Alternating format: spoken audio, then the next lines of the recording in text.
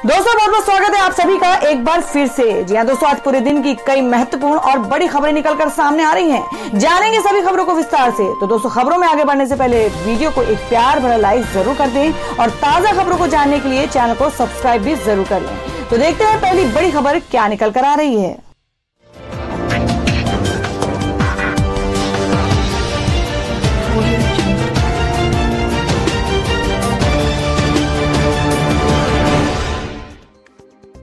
दोस्तों आज की पहली बड़ी खबर बता दें कि बिहार चुनाव के बीच आरजेडी के लिए एक बड़ी खुशखबरी। नवंबर में जेल से बाहर आ सकते हैं लालू यादव।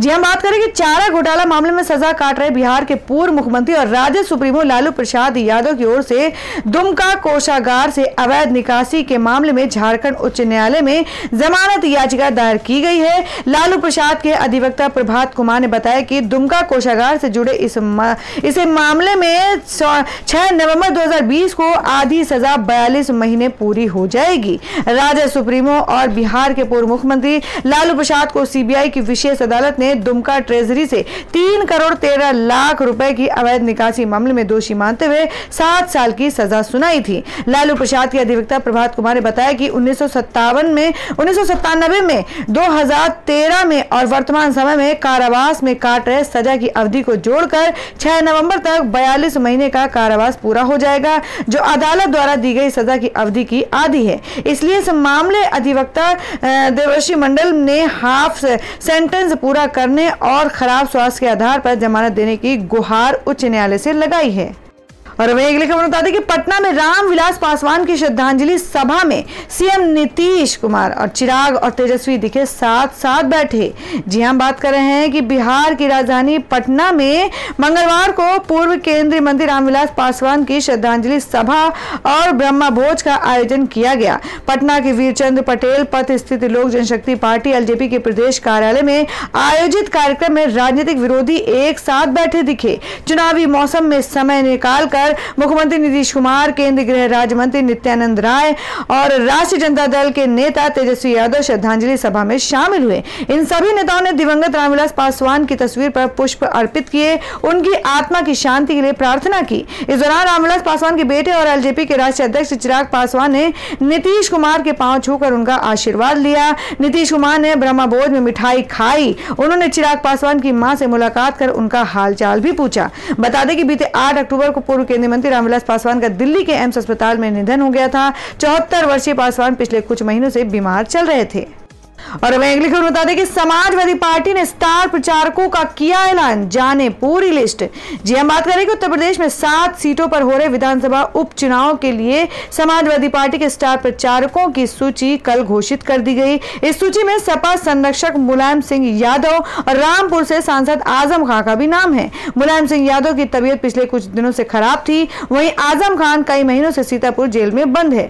सपा के राष्ट्रीय प्रमुख महासचिव प्रोफेसर राम गोपाल यादव द्वारा जारी प्रचारकों की सूची में पार्टी संरक्षक मुलायम सिंह यादव, समाजवादी पार्टी के राष्ट्रीय अध्यक्ष अखिलेश यादव, राष्ट्रीय उपाध्यक्ष किरणमय नंदा, राष्ट्रीय प्रमुख महासचिव प्रोफेसर राम गोपाल यादव, राष्ट्रीय महासचिव मोहम्मद आजम खान, इंद्रजीत सरोज, नेता प्रतिपक्ष विधानसभा राम गोविंद चौधरी तथा प्रदेश अध्यक्ष नरेश उत्तम पटेल के नाम प्रमुख इसमें शामिल है। पहली बड़ी खबर बता दें जो कि आम आदमी के लिए एक बड़ी खबर है कि 100 रुपए किलोग्राम के पार पहुंचने वाले हैं प्याज के दाम। जानिए क्यों। जी आपको बता दें कि देश के कई इलाकों में हो रही बेमौसम बारिश के चलते आने वाले दिनों में प्याज आम जनता को जेब पर असर डाल सकता है। ऐसा माना जा रहा है कि अगर प्याज के भाव इसी तेजी से बढ़ते रहे तो इस साल दिवाली पर प्याज काफी महंगा हो सकता है। इस वक्त ही खुदरा बाजार में प्याज 40-50 रुपए किलो है। सोमवार को नासिक में स्थित देश की सबसे बड़ी प्याज मंडी लासलगांव में प्याज का बाजार भाव 6,802 रुपए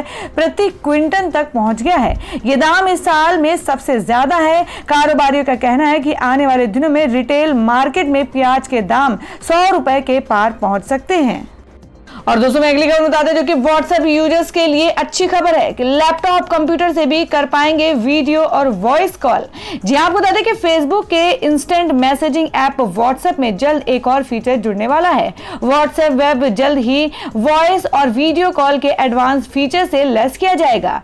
ऑफिस की मीटिंग करने के लिए अभी तक गूगल मीट और जूम जैसे वीडियो पर वॉइस कॉल ऐप का सहारा लिया जा रहा है। ऐसे में व्हाट्सएप में भी इस फीचर्स के आने के बाद इसके यूजर्स की संख्या को में बढ़ोतरी होने की उम्मीद है। आपको बता दें कि कुछ रिपोर्ट के मुताबिक ये फीचर्स हाल में व्हाट्सएप वेब के वर्जन 2.2043.7 में वेब क्लाइंट को किए गए एक अपडेट में मिला था। रिपोर्ट में कहा गया है कि वर्तमान में कंपनी इस सुविधा को विकसित करने पर विचार कर रही है। बहुत जल्द व्हाट्सएप वेब यूजर्स को यह सुविधा उपलब्ध कराए जाने की योजना पर काम किया जा रहा है। और वहीं अगली खबर में आपको बता दें कि सब्जी और खाद्य पदार्थों के बढ़ते दाम को लेकर पीयूष गोयल एक्शन में और दिए हैं ये निर्देश। जी हां, बात करें कि त्योहारी मौसम में खाद्य पदार्थों के दाम को स्थिर और काबू में रखने के लिए मोदी सरकार एक्टिव हो गई है। मंगलवार को केंद्रीय मंत्री पीयूष गोयल ने इससे संबंधित विभागों के अधिकारियों के साथ बैठक की। बता दें कि रामविलास पासवान के निधन के बाद हाल ही में खाद्य एवं आपूर्ति मंत्रालय का जिम्मा पीयूष गोयल को मिला है। मंगलवार को गोयल ने वीडियो कॉन्फ्रेंसिंग के जरिए उपभोक्ता मामले विभाग के वरिष्ठ अधिकारियों के साथ समीक्षा बैठक की और इस बैठक में उपभोक्ताओं के संरक्षण के लिए किए जा रहे उपायों के साथ साथ मूल्यों में स्थिरता और गुणवत्ता में सुधार लाने से संबंधित विषयों पर चर्चा की गई। बता दें कि रामविलास पासवान के निधन के बाद उपभोक्ता मामले, खाद्य एवं सार्वजनिक वितरण मंत्रालय का अतिरिक्त प्रभार पीयूष गोयल को मिला है। गोयल के पास अब 3 मंत्रालय हो गए हैं। इससे पहले वह रेल मंत्रालय और वाणिज्य एवं उद्योग मंत्रालय की जिम्मेदारी भी संभाल रहे थे। और अब आपको बता दें कि अंडा खाने वालों को लगा है झटका, नवरात्र में भी नहीं हुआ सस्ता। जाने ये वजह। जी हां, बात करें कि अंडा कारोबारियों की माने तो नवरात्र, दशहरा और दिवाली के दौरान धार्मिक श्रद्धा के चलते अंडे का कारोबार 12 से 15 दिन तक के लिए मंदा हो जाता है। सेल कम होती है, रेट भी डाउन हो जाते हैं। लेकिन ये पहला मौका है जब नवरात्र के दौरान अंडे के रेट कम नहीं हुए हैं। और इतना ही नहीं, सेल पर भी कोई फर्क नहीं पड़ा है, उल्टे नवरात्र में अंडे के दाम बढ़ गए हैं। इसके पीछे कोरोना महामारी को एक बड़ी वजह बताया जा रहा है। अंडे के थोक कारोबारी मान्या ट्रेडर्स के संचालक बताते हैं कि बीते साल तक की बात करें तो नवरात्र शुरू होते ही अंडे की सेल कम हो जाती थी, रेट भी डाउन हो जाते थे। अंडा कारोबार का ये हाल दिवाली तक रहता था। अगर पिछले साल नवरात्र के दौरान की बात करें तो 30 अंडे की एक क्रेट थोक में 135 रुपए की बिक्री थी, जबकि नवरात्र से पहले की रेट 140 से 145 रुपए तक के थे।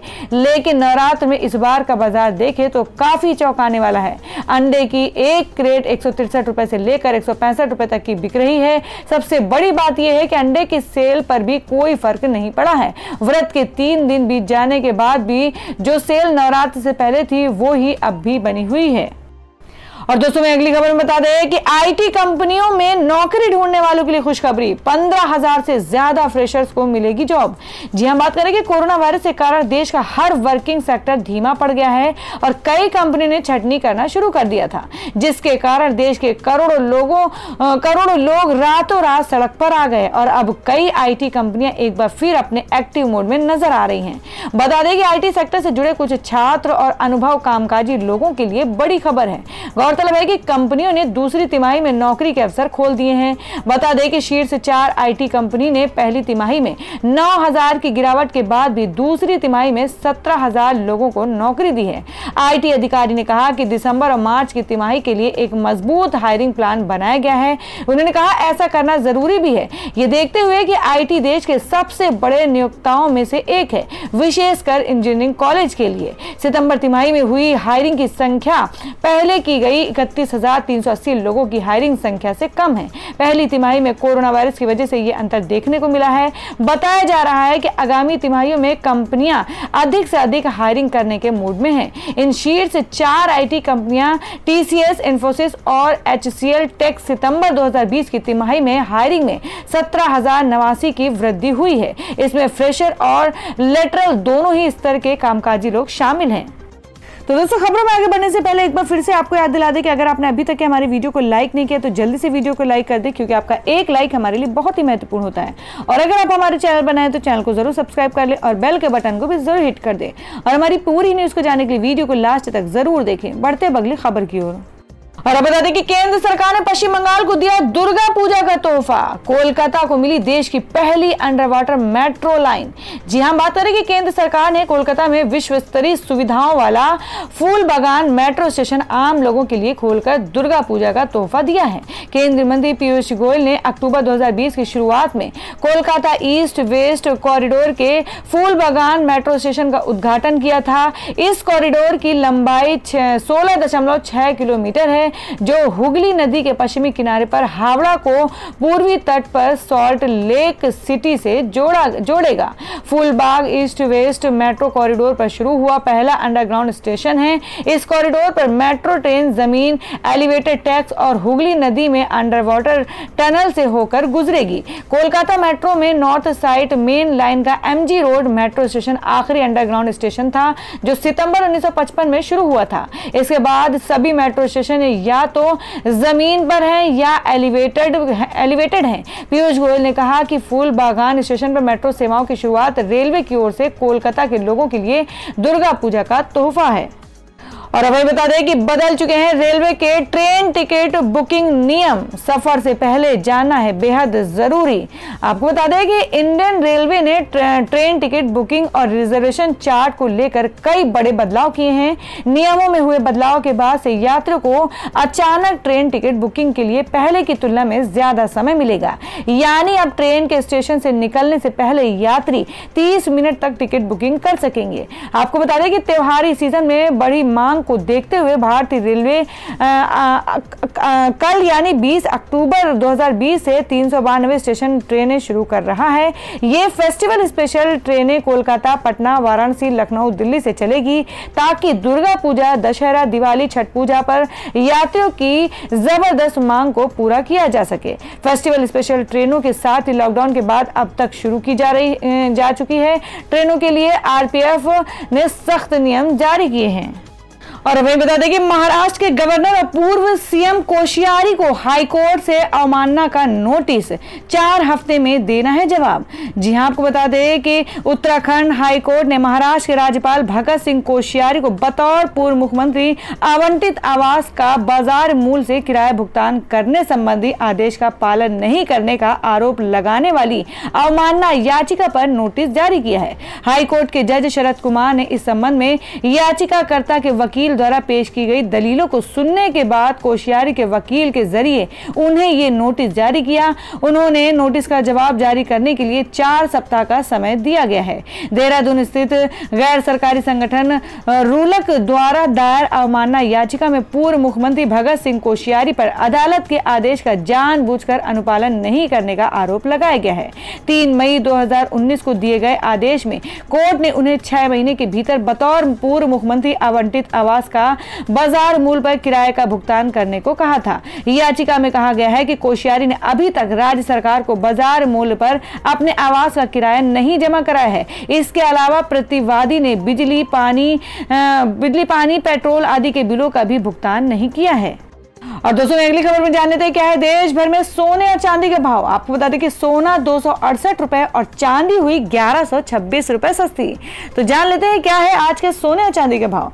जी आपको बता दें कि दुनिया की सबसे बड़ी अर्थव्यवस्था अमेरिका में राहत पैकेज को लेकर जारी अनिश्चितता की वजह से विदेशी बाजार में सोने की कीमत लगातार गिर रही है। इसी का असर आज घरेलू बाजार पर दिखा। दिल्ली सराफा बाजार में 10 ग्राम सोने के दाम 268 रुपए तक लुढ़क गए हैं। वहीं 1 किलोग्राम चांदी के दाम में 1126 रुपए की बड़ी गिरावट आई है। हालांकि बाजार के जानकारों के मुताबिक दिवाली के बाद सोने में एक बार फिर तेजी आ सकती है। दिसंबर अंत तक सोना अपने अब तक के सबसे ऊंचे स्तर पर पहुंच सकता है। सोने में हर 500 से 600 रुपए की गिरावट पर निवेश किया जा सकता है। एक्सपर्ट का कहना है कि दिवाली के बाद सोना 52,500 से 53,000 रुपए 10 ग्राम तक जा सकता है। और वहीं अगली खबर में जान लेते हैं क्या है देश भर में मौसम के ताजा हालात। आपको बता दें कि देश के कई हिस्सों में आज भी जमकर बरसेंगे बादल। तेलंगाना में अब तक के 70 लोगों की गई है जाने। जी हां, बात करें कि एक तरफ पूरा देश कोरोना वायरस की चपेट में और वहीं दूसरी तरफ आसमानी आफत थमने का नाम नहीं ले रहा है। देश के कई हिस्सों में लगातार बारिश का कहर जारी है और वहीं जोरदार बारिश के कारण कुछ इलाकों में भारी तबाही भी मची है। मौसम विभाग का कहना है कि अभी और बारिश होने की संभावना है, लिहाजा कुछ जगहों पर अलर्ट भी जारी किया गया है। इधर बारिश और तबाही के कारण तेलंगाना में अब तक 70 लोगों की जान भी जा चुकी है। मौसम विभाग का कहना है कि मंगलवार को देश के कई इलाकों में बारिश होगी। आईएमडी ने ओडिशा में भारी बारिश की संभावना जताई है और वहीं रायलसीमा, पुडुचेरी, कर्नाटक तटीय आंध्र प्रदेश, मध्य महाराष्ट्र में भी भारी बारिश की संभावना है। इसके साथ ही यहाँ गरज के साथ बिजली चमकने की भी आशंका जताई गई है। तो दोस्तों, ये थी अब तक की सभी बड़ी खबरों की अपडेट्स। टुडे ब्रेकिंग न्यूज और लेटेस्ट खबरों को देखने के लिए हमारे चैनल को सब्सक्राइब जरूर कर लें, वीडियो को लाइक और शेयर भी जरूर कर दें अपने दोस्तों और रिलेटिव्स के साथ। तो दोस्तों, फिर मिलेंगे काम की खबरों और सरकारी योजनाओं की एक और नई वीडियो के साथ। तब तक के लिए धन्यवाद दोस्तों।